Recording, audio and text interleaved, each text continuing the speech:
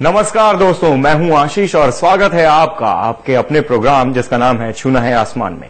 छूना है आसमान, जैसा कि आप सभी जान चुके हैं, एक ऐसा प्लेटफॉर्म जहां उभरते हुए प्रतिभाशाली सितारे अपनी चाहतों, हसरतों, ख्वाहिशों को आपसे शेयर करते हैं। और दोस्तों, आज छूना है आसमान के प्लेटफॉर्म पर एक नहीं बल्कि दो बेहद ही टैलेंटेड सितारे मौजूद हैं, जिन्होंने बहुत ही कम समय में अपने हुनर और जज्बे के बल पर संगीत की दुनिया में एक मकाम हासिल किया है। हम बात कर रहे हैं सचिन और जिगर की, जिन्होंने म्यूजिक इंडस्ट्री में एक नाम हासिल किया हुआ है। उनके गानों की बात करें तो लोगों को, खासकर यूथ को काफी अट्रैक्ट किया है, चाहे फिल्म फालतू के 4 बज गए हैं, पार्टी अभी बाकी है की बात करें, या फिर शो इन द सिटी के साइबो की बात करें। और हाल ही में इनकी फिल्म रिलीज हुई है ABCD, जिसके गानों को भी काफी पसंद किया जा रहा है।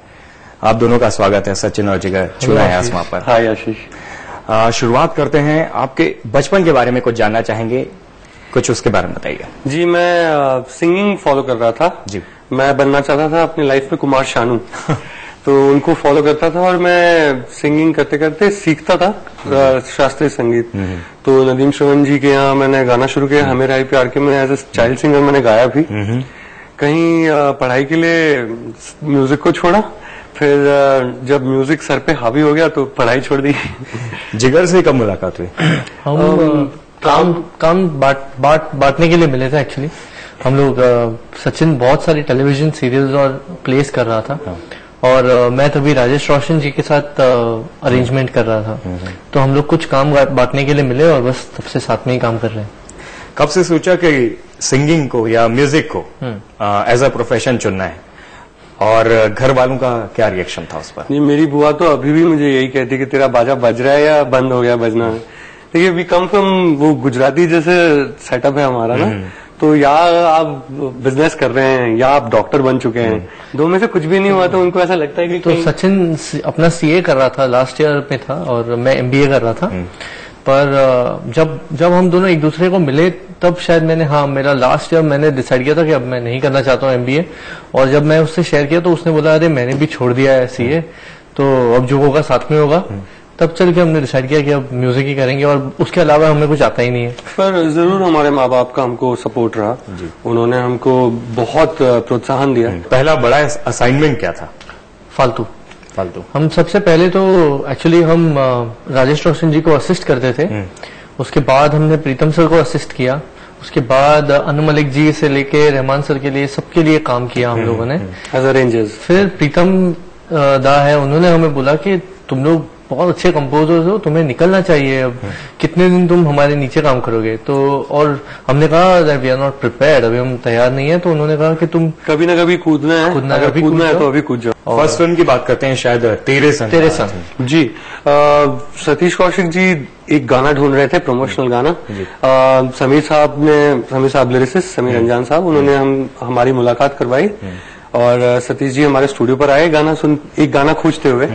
पर जब उन्होंने कुछ गाने सुने तो उन्होंने ये डिसाइड किया कि वो अपने फिल्म के अंदर के जितने गाने हैं वो सारे बदल देंगे। और तब जाकर उन्होंने हमारे 4 गाने, हमारे बनाए हुए गाने, हम फिल्म के लिए नहीं बनाए थे, हम अपने लिए गाने बनाते थे तब। तो वही 4 गाने उनको पसंद आ गए और उन्होंने अपनी फिल्म में डाल दिए।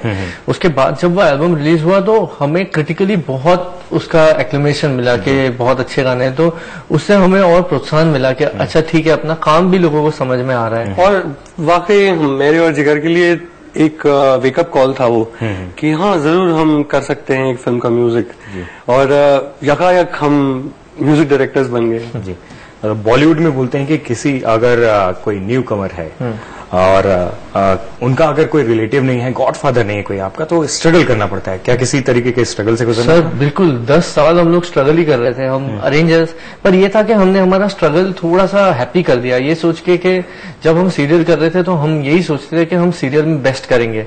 तो वो मुकाम हासिल करने के लिए हमें कभी नहीं लगा हम स्ट्रगल कर रहे हैं। और श्रम करने वाले के लिए मैं ये कह सकता हूँ कि इंडस्ट्री 2 बाहें खोलकर खड़ी हुई है और कहती है कि अगर आप हार्ड वर्क मिनिमम कर सकते हो, हार्ड वर्क, तो आपके लिए जगह है इधर बॉलीवुड में। तेरे संग के किसी गाने की बात करते हैं, कौन सा गाना फेवरेट है? वो गाना हो जाए। बीच में छोड़ न देना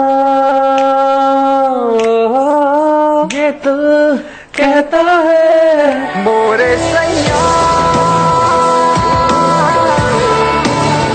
मोरे सैया, मोरे सैया।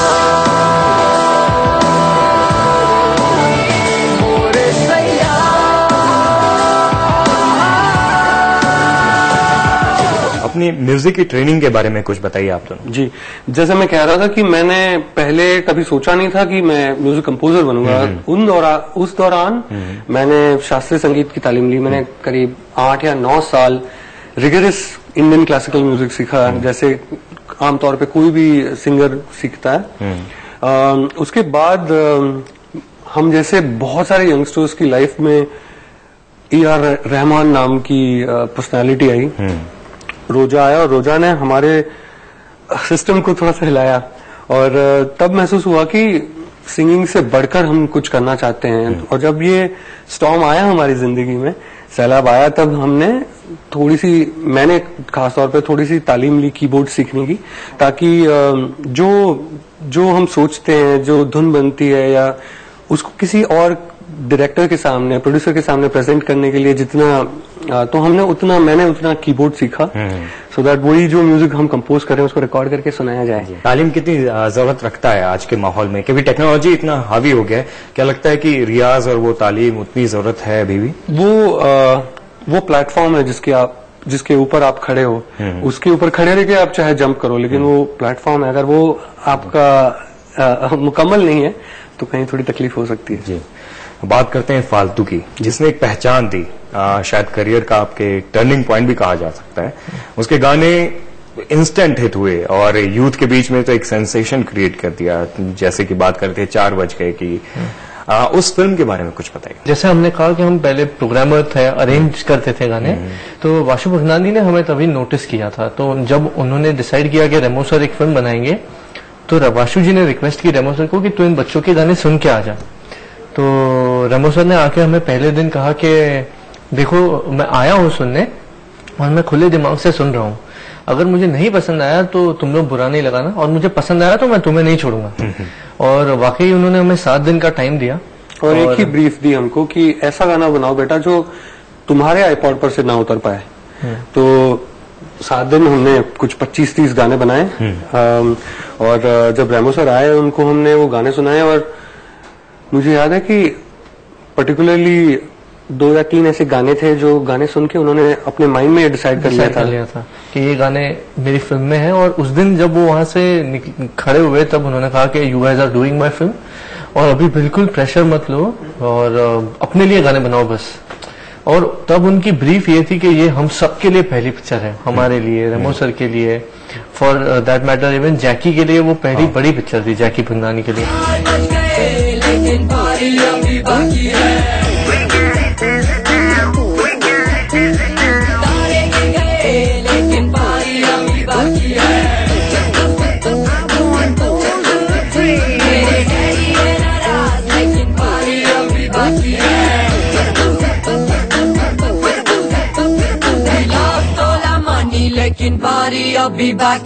क्या उम्मीद थी कि फालतू के गाने इतने हिट हो जाएंगे? जी, ये मुझे लगता है जब भी आप काम करते हैं आप उम्मीद रखते हैं कि लोग उसको पसंद करें। वो हर बार जब एक बंदा कोई चीज क्रिएट करता है तब वो अकेला ही होता है, और जब वो चीज दुनिया के सामने आती है तो ये उम्मीद जरूर रहती है, पर ये अंदाजा नहीं था कि इस कदर हिट होगा। और फालतू के बाद जो समय था, वक्त था, आप लोग का बहुत अच्छा होते जा रहा था। शोर इन द सिटी आई जिसमें साइबो, फिर एक अलग तरह का गाना, लोगों ने काफी पसंद किया उसको। जी, मैं समझता हूँ ये हमारी खुशनसीबी है। आशीष, जब आदमी काम करता है और वो काम सक्सेसफुल होता है तो कई तरह के रास्ते खुलने लगते हैं। मुझे लगता है ये जो साइबो वाला रास्ता हमारे लिए खुला, ये शायद ऊपर वाले की देन है। ये बहुत कॉमन टर्म है कि हाँ उन लोग छोटे लड़के हैं, डीजे टाइप का म्यूजिक बनाते हैं। तो ये एक अच्छा सरप्राइज था जब साइबो आया कि अरे बाप रे, ये ऐसा नहीं है। फालतू का कोई गाना? फिल्म फालतू यहाँ खत्म होती है और ABCD की शुरुआत इस गाने से। जुबां पे ताले रखेंगे कब तक, खूंटी से ख्वाब बंधे रहेंगे कब तक, आवाज अपने दिल को आजादियां हो, आवाज अपने दिल को आजादियां